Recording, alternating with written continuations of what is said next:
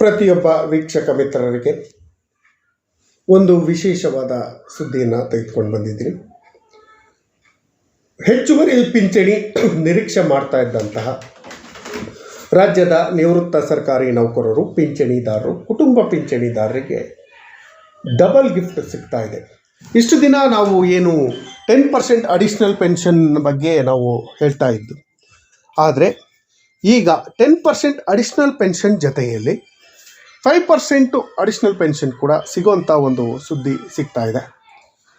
ಏನು 70ರಿಂದ 80 ವರ್ಷ ವಯೋಮಿತಿಯಲ್ಲಿದ್ದಂಥ ಸರ್ಕಾರಿ ನೌಕರರು ಏನಿದ್ರು, ನಿವೃತ್ತ ಸರ್ಕಾರಿ ನೌಕರರು, ಅವ್ರಿಗೆ 10% ಅಡಿಷ್ನಲ್ ಪೆನ್ಷನ್ ಕೊಡಬೇಕು ಅಂತ ಹೇಳಿದರು. ಆದರೆ ಈಗ 65 ವರ್ಷ ಮೇಲ್ಪಟ್ಟವರಿಗೂ ಕೂಡ 5% ಅಡಿಷ್ನಲ್ ಪೆನ್ಷನ್ ಕೊಡಬೇಕು ಅನ್ನೋದ್ರ ಬಗ್ಗೆ ಕೂಡ ಸುದ್ದಿ ಇದೆ. ಈ ಬಗ್ಗೆ ವಿಶೇಷವಾದ ಸುದ್ದಿಯನ್ನು ನಿಮ್ಮ ಮುಂದೆ ಶೇರ್ ಮಾಡೋದಕ್ಕಿಂತ ಮುಂಚಿತವಾಗಿ ಯಾರೆಲ್ಲ ಈ ಚಾನಲ್ಗೆ ಸಬ್ಸ್ಕ್ರೈಬ್ ಮಾಡ್ಕೊಂಡಿಲ್ಲ, ದಯವಿಟ್ಟು ಕೆಳಗಡೆ ಕಾಣ್ತಾ ಇರೋಂಥ ಸಬ್ಸ್ಕ್ರೈಬ್ ಬಟನ್ನ ಒತ್ತಿ, ಬೆಲ್ ಐಕಾನನ್ನು ಕ್ಲಿಕ್ ಮಾಡಿ, ಆಲ್ ಅಂತ ಮಾಡಿ. ನೀವು ಫೇಸ್ ಮಾಡ್ತಾ ಇರೋಂಥ ಎಲ್ಲ ಪ್ರಾಬ್ಲಮ್ಗಳನ್ನು ಲೀಗಲ್ಲಾಗಿ ಸಾಲ್ವ್ ಮಾಡ್ಕೊಳ್ಳೋಕ್ಕಿರೋಂಥ ಉತ್ತಮ ವೇದಿಕೆಯಾದ ಸರ್ಕಾರಿ ನೌಕರ ಮಿತ್ರ ಯೂಟ್ಯೂಬ್ ಚಾನಲ್ಗೆ ಜಾಯ್ನ್ ಆಗಿ. ಸ್ನೇಹಿತರೆ, ನಿವೃತ್ತಿಯಾದ ನಂತರ ಪಿಂಚಣಿಯಿಂದ ಗೌರವಯುತವಾಗಿ ಜೀವನ ಮಾಡ್ತಾ ಇರ್ತೀವಿ. ಆದರೆ ನಮಗೆ ಬರುವಂಥ ಅಲ್ಪ ಸ್ವಲ್ಪ ಪಿಂಚಣಿಯಲ್ಲಿ ಜೀವನ ನಿರ್ವಹಣೆ ಕಷ್ಟ ಆಗುತ್ತೆ. ಹಾಗಾಗಿ ನೌಕರರು, ಪಿಂಚಣಿದಾರರು ಹೆಚ್ಚುವರಿ ಪಿಂಚಣಿಯನ್ನು ಕೊಡಬೇಕು ಅಂತ ಹೇಳಿ ಮನವಿಯನ್ನು ಮಾಡ್ಕೊಂಡಿದ್ರು. 7th ಪೇ ಕಮಿಷನ್ನು ಅದಕ್ಕೆ ಒಪ್ಪಿಗೆ ಕೂಡ ಕೊಟ್ಟಿತ್ತು. ಆ ನಿರೀಕ್ಷೆಯಲ್ಲಿರುವಂಥ ನೌಕರರಿಗೆ ಮತ್ತೊಂದು ಗುಡ್ ನ್ಯೂಸು ಸಿಗ್ತಾ ಇದೆ. ಕೇಂದ್ರ ಸರ್ಕಾರ 65 ವರ್ಷ ಮೇಲ್ಪಟ್ಟ ಸರ್ಕಾರಿ ಪಿಂಚಣಿದಾರರಿಗೆ 5% ಅಡಿಷ್ನಲ್ ಪೆನ್ಷನ್ ಕೊಡಬೇಕು ಅನ್ನೋದ್ರ ಬಗ್ಗೆ ಕೂಡ ಜಂಟಿ ಸದನ ಸಮಿತಿ ಶಿಫಾರಸನ್ನು ಮಾಡಿದೆ. ಅದ್ರ ಬಗ್ಗೆ ಇಲ್ಲಿದೆ ವಿಶೇಷವಾದ ಮಾಹಿತಿ, ಕೊನೆವರೆಗೂ ನೋಡಿ. ರಿಟೈರ್ಡ್ ಆಗಿರುವಂತಹ ಪಿಂಚಣಿದಾರರಿಗೆ 10% ಹೆಚ್ಚುವರಿ ಪಿಂಚಣಿಯನ್ನು ಕೊಡಬೇಕು ಅಂತ ಹೇಳಿ ನೌಕರರು ಮನವಿಯನ್ನು ಕೂಡ ಮಾಡ್ಕೊಂಡಿದ್ರು. 7th ಪೇ ಕಮಿಷನ್ ನೌಕರರು ಹಾಗೂ ಪಿಂಚಣಿದಾರರ ಬೇಡಿಕೆಗಳನ್ನು ಈಡೇರಿಸುವಂಥ ಶಿಫಾರಸನ್ನು ಕೂಡ ಮಾಡಿತ್ತು. 70 ವರ್ಷದಿಂದ 80 ವರ್ಷದ ಒಳಗೆ ಇರುವಂಥ ನಿವೃತ್ತ ಸರ್ಕಾರಿ ನೌಕರರು, ಪಿಂಚಣಿದಾರರಿಗೆ ಅವರು ಪಡೆಯುವಂತಹ ಪಿಂಚಣಿಯಲ್ಲಿ 10% ಮೂಲ ಪಿಂಚಣಿಯಲ್ಲಿ 10% ಹೆಚ್ಚುವರಿ ಪಿಂಚಣಿಯನ್ನು ಕೊಡಬೇಕು ಅಂತ ಹೇಳಿ ಶಿಫಾರಸನ್ನು ಮಾಡಿತ್ತು.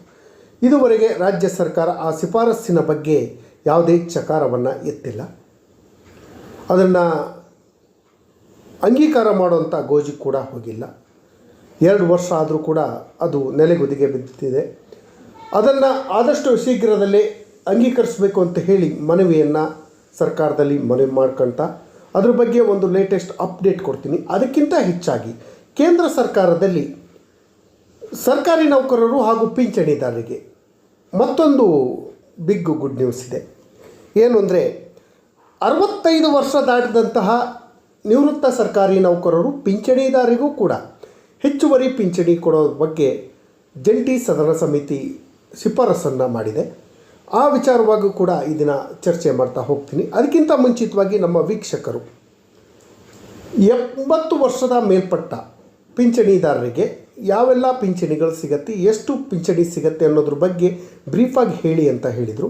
ಅದಕ್ಕೆ ತಕ್ಕಂತೆಯೇ ನಾನು ಒಂದು ವಿಡಿಯೋದಲ್ಲಿ ಇವತ್ತು ತಿಳಿಸ್ತಾ ಇದ್ದೀನಿ. ನಿಮ್ಮ ವಯಸ್ಸು 80ರಿಂದ 85 ವರ್ಷಗಳಾಗಿದ್ದರೆ ಅವರಿಗೆ 20% ಸಿಗುತ್ತೆ, 10% ಅಲ್ಲ, 20% ಸಿಗುತ್ತೆ ಹೆಚ್ಚುವರಿ ಪಿಂಚಣಿ. 85ರಿಂದ 90 ವರ್ಷಗಳಾಗಿದ್ದರೆ ಅವರಿಗೆ 30% ಪಿಂಚಣಿ ಸಿಗತ್ತೆ. ಇಲ್ಲಿ ಅದರ ಜೊತೆಯಲ್ಲಿ 90ರಿಂದ 95 ವರ್ಷ ವಯೋಮಿತಿ ಯಾರದೇ ಆಗಿದೆ ಅವರಿಗೆ 40% ಅಂದರೆ ಮೂಲ ಪಿಂಚಣಿಯಲ್ಲಿ 40% ಹೆಚ್ಚುವರಿ ಪಿಂಚಣಿ ಸಿಗುತ್ತೆ.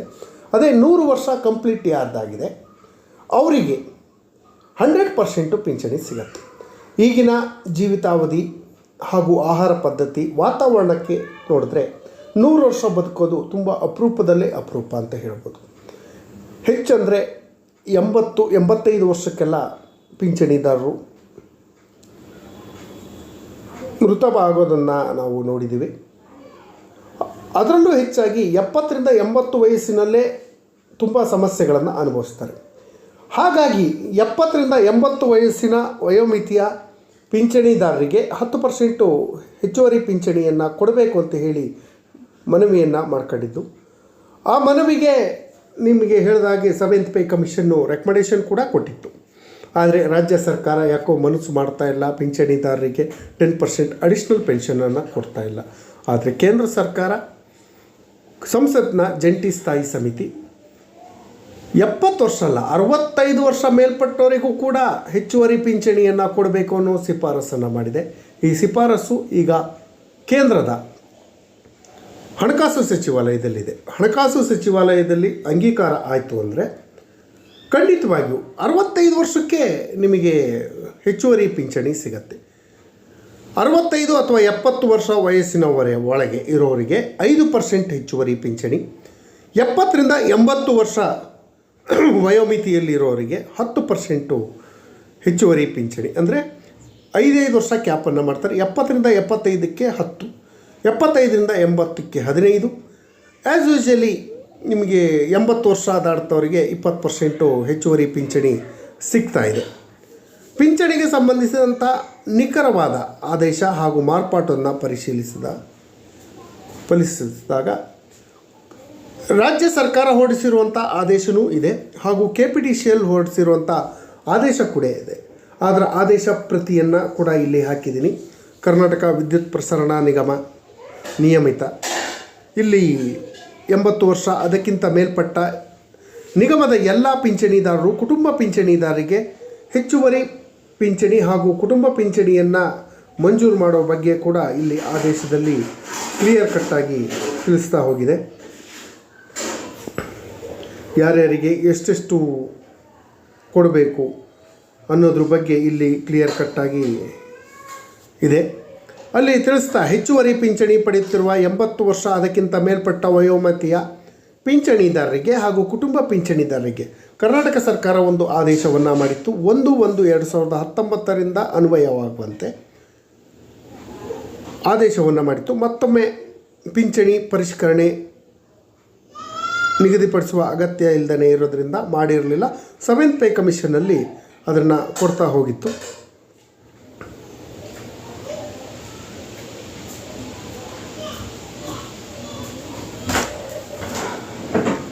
ಏನು 80 ವರ್ಷ ಅದಕ್ಕಿಂತ ಮೇಲ್ಪಟ್ಟ ವಯೋಮಿತಿಯ ಯಾವಾಗ ಪೂರ್ಣಗೊಳ್ಳುತ್ತೋ ಆ ಕ್ಷಣದಿಂದ ಹೆಚ್ಚುವರಿ ಪಿಂಚಣಿ ಪಡೆಯಲು ಅರ್ಹರಾಗ್ತಾರೆ. 1/7/2003 ಅಂದರೆ 93ರಿಂದ ನಂತರ ಸೇವೆಯಲ್ಲಿರುವಾಗಲೇ ನಿಧನ ಹೊಂದಿದಂತಹ ಪಿಂಚಣಿದಾರರು ಕುಟುಂಬ ಪಿಂಚಣಿದಾರರಿಗೆ 1/1/1993ರಿಂದ ಸ್ಟಾರ್ಟ್ ಆಗಿ 1/1/2019 ಪೂರ್ವದಲ್ಲೇ 80 ವರ್ಷ ಪೂರ್ಣಗೊಂಡಿದ್ದರೆ ಅವರಿಗೆ ಹೆಚ್ಚುವರಿ ಪಿಂಚಣಿ ಪಡೆಯಲು ಅರ್ಹರಾಗಿರ್ತಾರೆ. ತದನಂತರ ಕೂಡ ಪಿಂಚಣಿ ಪಡೆಕೊಳ್ಳೋಕ್ಕೆ ಅವಕಾಶಗಳು ಖಂಡಿತವಾಗಿಯೂ ಇದೆ. ಅದಕ್ಕೆ ತಕ್ಕಂತೆಯೇ ಕರ್ನಾಟಕ ಸರ್ಕಾರ ಒಂದು ಆದೇಶವನ್ನು ಹೊರಡಿಸಿತ್ತು 2019ರಲ್ಲಿ. ಆವಾಗಲೇ ನಾನು ಹೇಳಿದ ಹಾಗೆ 80 ವರ್ಷ ಪೂರೈಸಿದ ಅದಕ್ಕಿಂತ ಮೇಲ್ಪಟ್ಟ ವಯಸ್ಸಿನ ಪೂರ್ಣಗೊಳಿಸಿರುವಂಥ ರಾಜ್ಯ ಸರ್ಕಾರಿ ನೌಕರರು, ನಿವೃತ್ತ ಸರ್ಕಾರಿ ನೌಕರರು, ಪಿಂಚಣಿದಾರರು, ಕುಟುಂಬ ಪಿಂಚಣಿದಾರರಿಗೆ ಹೆಚ್ಚುವರಿ ಪಿಂಚಣಿಯನ್ನು ಮಂಜೂರು ಮಾಡುವ ಬಗ್ಗೆ ತಿಳಿಸಿದೆ. ಈ ಮೇಲ್ಕಂಡ ಆದೇಶದಂತೆ ನಿವೃತ್ತ ಪಿಂಚಣಿದಾರರು ಸೇವೆಯಲ್ಲಿರುವಾಗಲೇ ಮೃತಪಟ್ಟಿರುವಂಥ ಸರ್ಕಾರಿ ನೌಕರರು ಪ್ರಕರಣದಲ್ಲಿ 80ರಿಂದ 85, 85ರಿಂದ 90, 90ರಿಂದ 95, 95ರಿಂದ 100 ವರ್ಷ ಮೀರಿದವರಿಗೆ ಕ್ರಮಬದ್ಧವಾಗಿ 80 ವರ್ಷದವರಿಗೆ 20%, 85 ವರ್ಷದವರಿಗೆ 30%, 90ರವರಿಗೆ 40%, 90ರಿಂದ 95, 95ರಿಂದ 100 ವರ್ಷದವರೆಗೂ 50% ಹಾಗೂ 100 ವರ್ಷ ಕಂಪ್ಲೀಟ್ ಆದವರಿಗೆ 100% ಹೆಚ್ಚುವರಿ ಪಿಂಚಣಿಯನ್ನು ಕೊಡಬೇಕು ಅಂತ ಹೇಳಿ ಆದೇಶವನ್ನು ಮಾಡಿತ್ತು.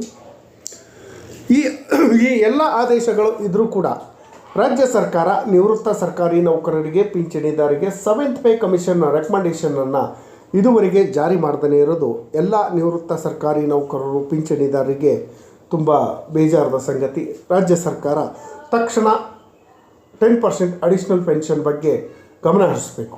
ಅದ್ರ ಜೊತೆಯಲ್ಲಿ ಒಂದು ಗುಡ್ ನ್ಯೂಸ್ ಏನಂದರೆ, ಕೇಂದ್ರ ಸರ್ಕಾರ 65 ವರ್ಷದ ಮೇಲ್ಪಟ್ಟ ಪಿಂಚಣಿದಾರರಿಗೆ 5% ಹೆಚ್ಚುವರಿ ಪಿಂಚಣಿಯನ್ನು ಕೊಡುವ ಬಗ್ಗೆ ಶಿಫಾರಸನ್ನು ಮಾಡಿದೆ. ಆ ಶಿಫಾರಸು ಕೇಂದ್ರ ಸರ್ಕಾರ ತಕ್ಷಣ ಅಂಗೀಕರಿಸಿ ಜಾರಿ ಮಾಡಬೇಕು. ಅದನ್ನು ಜಾರಿ ಮಾಡಿದ ತಕ್ಷಣ ರಾಜ್ಯ ಸರ್ಕಾರ ಕೂಡ 65 ವರ್ಷ ಮೇಲ್ಪಟ್ಟವರಿಗೆ 5%, 70 ವರ್ಷ ಮೇಲ್ಪಟ್ಟವರಿಗೆ 10%, 75 ವರ್ಷ ಮೇಲ್ಪಟ್ಟವರಿಗೆ 15%, 80 ವರ್ಷ ಆ್ಯಸ್ ಯೂಶಲಿ 20%, 25, 30, 35, 40, 50% ಇದೇ ಏಜಿಗೆ ತಕ್ಕಂತೆ ಸಿಗತ್ತೆ. ಆದಷ್ಟು ಶೀಘ್ರದಲ್ಲೇ ಅದನ್ನು ಮಾಡಬೇಕು ಅಂತ ಕೇಳ್ಕೊಳ್ತಾ ಈ ಮಾಹಿತಿ ನೋಡಿದ್ದಕ್ಕೆ ಧನ್ಯವಾದಗಳು. ಜೈ ಹಿಂದ್, ಜೈ ಕರ್ನಾಟಕ.